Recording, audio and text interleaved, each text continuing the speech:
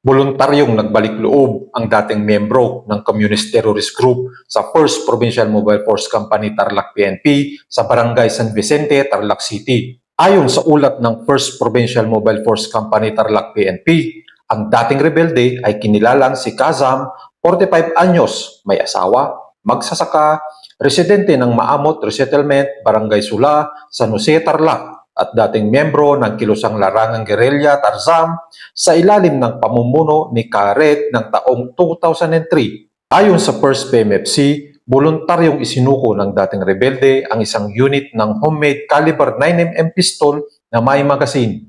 Ang isinukong armas ay kasalukuyang nasa kustudiya ng 1st Provincial Mobile Force Company Tarlac PNP para sa wastong disposisyon.